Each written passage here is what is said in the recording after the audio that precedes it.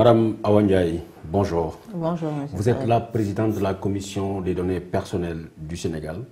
L'actualité ces derniers temps vous a mis au devant, concernant surtout votre décision de vouloir voir fermer ce site internet qui en quelque sorte est en train de déboussoler les Sénégalais.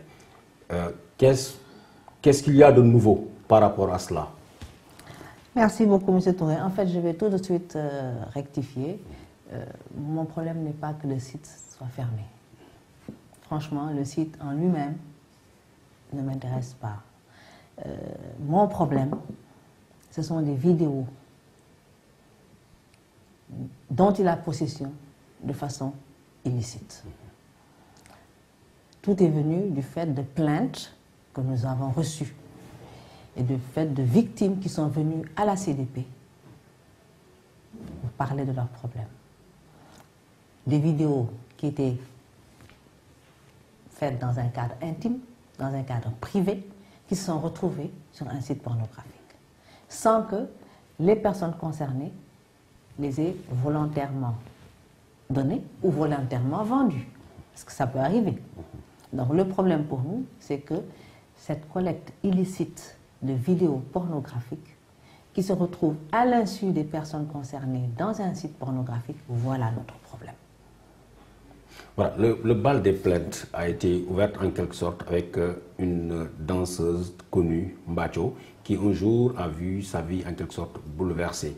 Pourquoi depuis cette période, la CDP n'a pas jugé utile de se prononcer et de mener ce combat qui est devenu national? Ah si, nous nous sommes prononcés, nous avons mené le combat, nous avons bataillé ferme pour que ces vidéos sortent donc des réseaux sociaux et de l'Internet, qu'elles soient complètement enlevées. Et même en l'absence même de plainte de Mbathio elle-même, nous avons, nous, fait en sorte que ces vidéos ne soient plus vues sur la toile. Maintenant, il faut quand même que les personnes victimes se rapprochent de nous. Mais même dans le cas où elles ne se rapprochent pas, nous, notre problème est de faire en sorte que lorsqu'on entend parler d'une personne victime d'une vidéo qui a été mise sur la toile à son insu et à son détriment, que nous agissions. Et ça, nous le faisons. Avant Mbathio, depuis Mbathio et après Mbathio. Le cas Mbathio, évidemment, a été un cas très médiatisé, mais il y a bien d'autres cas, hein, et je pense qu'avec Ce n'est pour nous, plusieurs cas nous sont revenus. Des cas de mères de famille, des cas de journalistes, des cas de personnes, de professionnels qui ont vu leur vie gâchée parce que tout simplement, elles ont fait une vidéo privée destinée soit à leur mari ou à leur fiancé ou peu importe, mais en tout cas c'était dans un cadre privé et qu'est-ce qui s'est retrouvé sur le site porno. Et c'est ça, nous, que nous ne pouvons pas accepter. On ne peut pas accepter que les données personnelles de ces citoyens sénégalais soient comme ça bafouées sur un site pornographique. Si ça avait été un autre site, c'est la même chose pour nous. Donc le problème, ce n'est pas que ce soit un site pornographique qui marche, qui ne marche pas. On n'a pas de problème. Ce n'est pas notre problème. Nous ne sommes pas là pour ça. Notre problème, c'est que s'il veut faire passer des vidéos pornographiques, eh bien qu'il les produise lui-même ou qu'il les achète à des personnes majeures et consentantes.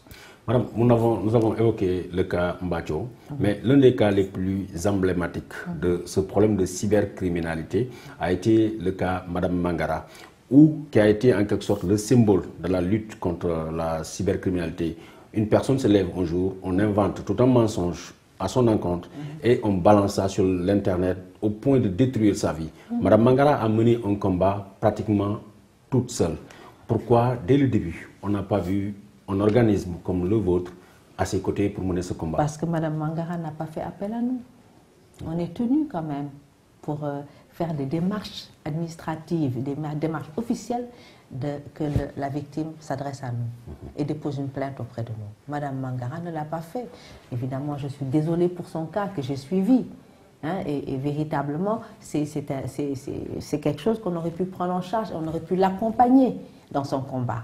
Mais elle ne s'est pas adressée à nous. Et on ne peut pas également, comme ça, nous constituer pour toutes les personnes qui sont victimes aujourd'hui de ce genre d'infraction sur le web. Vous savez, les infractions les plus pénibles pour la CDP, ce sont les infractions qui concernent les mineurs. Et il y en a sur l'Internet. Tous les jours, on en voit. Et j'ai dit souvent à mes collaborateurs, essayez de joindre la personne concernée et qu'elle fasse appel à nous, pour que nous puissions l'accompagner dans le processus. La CDP ne peut pas se suppléer aux tribunaux, elle ne peut pas se suppléer à une enquête de police, mais elle peut accompagner le plaignant tout au long des différentes étapes. C'est quoi ce mécanisme dont vous disposez pour faire cet accompagnement? En quoi consiste cet accompagnement en question? Alors, l'accompagnement en question, c'est se référer à notre loi. Nous avons une loi qui protège les données personnelles des citoyens. Cette loi, elle est adossée quand même à des sanctions pénales et administratives, des sanctions financières et pénales. Et ces sanctions financières et pénales sont adossées à un code pénal qui a été renforcé et donc reformaté en 2016. Donc tout cela nous permet d'accompagner la victime qui vient nous voir, voilà mon problème, on fait une capture d'écran et officiellement on envoie à la division spéciale de la cybersécurité pour enquête. Parce que nous n'avons pas les moyens, nous n'avons pas les prérogatives de faire ces enquêtes policières. Donc ils font l'enquête. Et lorsque l'enquête est bouclée, à ce moment-là, on réfère au juge pour sanctions pénales et financières, peu importe. Mais véritablement, c'est un accompagnement. Et la CDP, simplement, ce qu'elle fait, c'est aider la personne à constituer le dossier.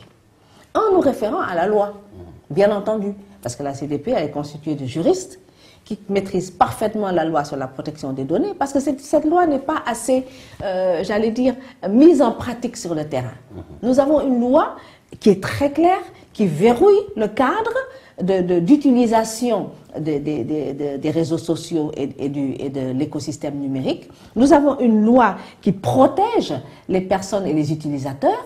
Nous avons une loi qui sanctionne les personnes qui contreviennent à cette loi. Malheureusement, cette loi n'est pas suffisamment mise en pratique. Ça a été d'ailleurs le cas la raison pour laquelle nous avons voulu nous réunir, faire une séance de travail et d'échange, de regards croisés sur cette loi avec les magistrats de la Cour d'appel. C'est pour que justement cette loi soit davantage mise en avant et que cette loi serve davantage à la protection effective des citoyens qui sont en but avec ce genre d'infraction. Donc la CDP, elle est là pour pousser justement l'institution judiciaire à rendre effective cette loi et à implémenter sur le terrain la loi.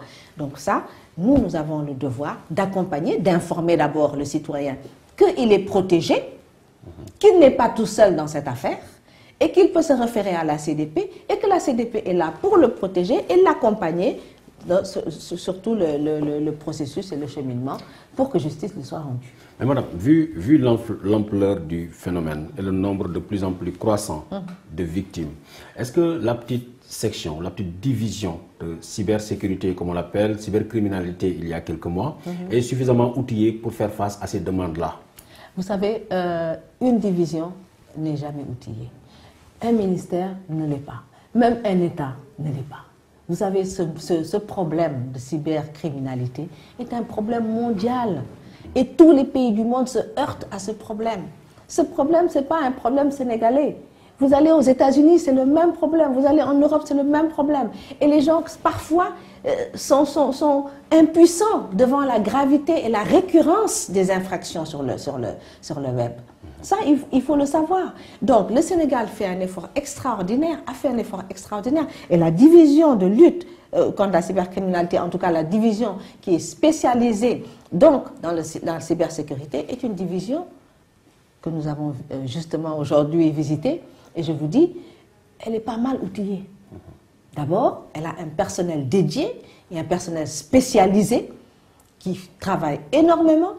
Elle est bien outillée sur le plan de l'infrastructure numérique. Elle a véritablement l'outil qu'il lui faut pour faire ses enquêtes et mener à bien ses enquêtes. Je ne pense pas que ce soit ça le problème. Le problème, il est de deux ordres. Le premier, je viens de le dire, les cybercrimes prennent le relais aujourd'hui dans le monde sur même les crimes, j'allais dire, classiques. Et deuxièmement, il faut absolument que tous les acteurs de l'écosystème numérique se mettent ensemble pour se battre contre les crimes sur le web. La cybercriminalité, ça doit être l'affaire de tous les acteurs ensemble. Ensemble. Nous avons, nous, senti la nécessité de parler avec les magistrats, justement pour pouvoir nous entraider et harmoniser nos actions sur le terrain. Lorsqu'il y a un problème, qu'on sache que quand la CDP prend une mesure qu'elle a adossée à la loi pour la protection des données personnelles, que l'institution judiciaire suive, mais également que l'enquête policière suive. Donc c'est une triangulation, si vous voulez, de ces différents acteurs qui doit se faire de façon étroite. Donc ça également, c'est un problème que d'ailleurs nous avons posé avec le commissaire Gay, le patron de la division, et un problème sur lequel véritablement nous nous sommes entendus pour essayer d'aller de l'avant et de coordonner au mieux nos actions. Sur ce point précis, nous avons en souvenir l'enquête concernant le chantage et la tentative d'extorsion de fonds dont a été victime Madame Mangara. La division de cybercriminalité a fait un excellent travail en retrouvant tous les acteurs. Mais de l'autre côté, du côté de la magistrature, le dossier dort encore au parquet. Est-ce que vous êtes suffisamment outillé pour aller dire à ces gens-là, remuez-vous? Non, nous n'irons pas dire à ces gens-là, remuez-vous. Ces gens-là sont des magistrats, c'est la justice de notre pays. Et nous leur devons des égards. Et nous savons le travail immense qu'ils font. Imaginez-vous, Monsieur Touré, que les dossiers doivent s'empiler dans le bureau du procureur général. C'est évident. Évidemment, ils sont là, c'est leur travail, mais il faut également les accompagner. Et je pense que la séance de travail que nous avons eue, la séance d'échange que nous avons eue, cette plateforme d'échange croisé entre nos attributions, leurs attributions et la façon dont chacun devait soutenir les attributions de l'autre, c'est simplement révélateur que personne ne peut dire « je connais tout ».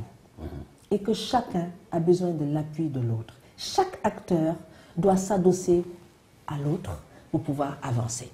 L'institution judiciaire est au centre du débat. Elle est le nœud, je dois dire, du débat.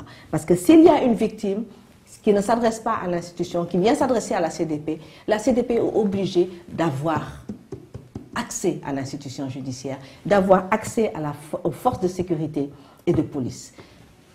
Qu'est-ce qui peut le favoriser?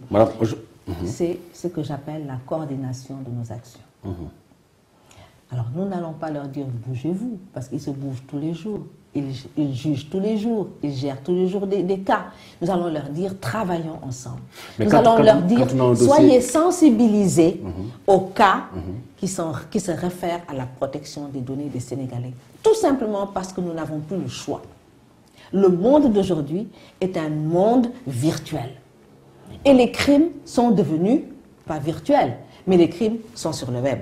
Donc tous ces crimes qui étaient là sur la place publique, aujourd'hui sont reportés dans un système numérique.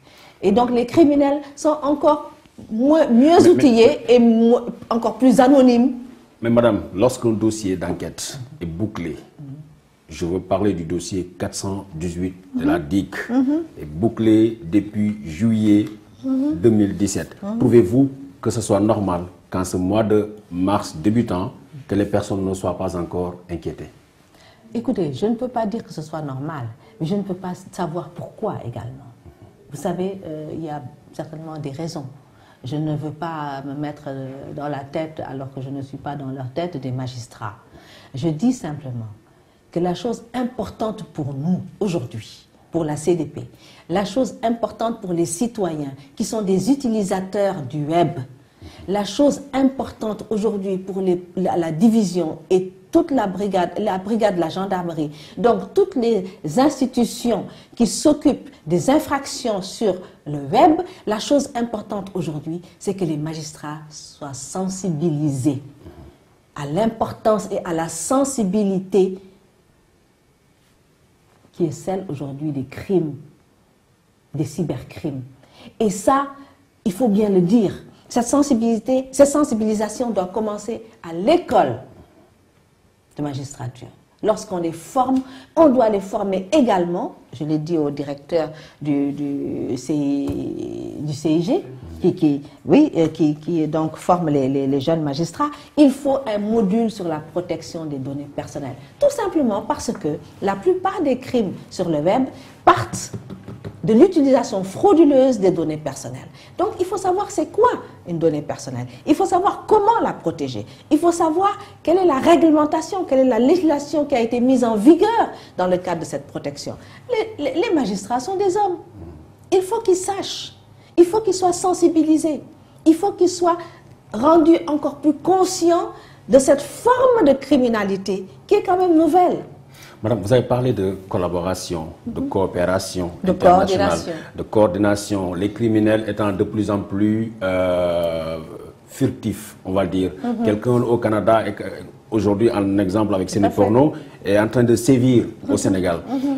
Qu'est-ce que vous, Sénégalais, avez comme moyen pour discuter avec vos collègues à l'international pour mettre fin aux agissements d'individus de la sorte? Bien sûr, nous avons des moyens, tout simplement parce que le Sénégal est signataire d'accords internationaux. Il y a des conventions dont le Sénégal est signataire qui lui permet d'avoir un partenariat avec donc, des institutions judiciaires qui sont à l'étranger. Ils peuvent mettre en branle une commission rogatoire à l'étranger. Ils peuvent faire une mission d'enquête à l'étranger. Et également, le Sénégal est à l'intérieur d'un réseau qui s'appelle le réseau africain des autorités de protection des données personnelles. Le Sénégal est intégré à ce réseau, il est bien placé dans ce réseau et il a donc des relations avec ses homologues, que ce soit en Afrique, en Europe ou à l'international. Donc, il n'y a pas de raison qu'il ne puisse pas y avoir cette collaboration. Et cette collaboration est absolument nécessaire. Elle est cruciale, elle est fondamentale. Parce que vous l'avez dit et vous l'avez très bien dit, les crimes, les cybercrimes, ce ne sont pas des crimes nationaux. Ce sont la plupart du temps des crimes qui traversent les frontières. Donc, nous avons besoin de la coopération à l'interne et au niveau national de tous les acteurs de l'écosystème numérique, mais nous avons besoin également de la coopération et de la coordination de nos partenaires qui sont à l'étranger, aussi bien en Afrique que dans les autres pays.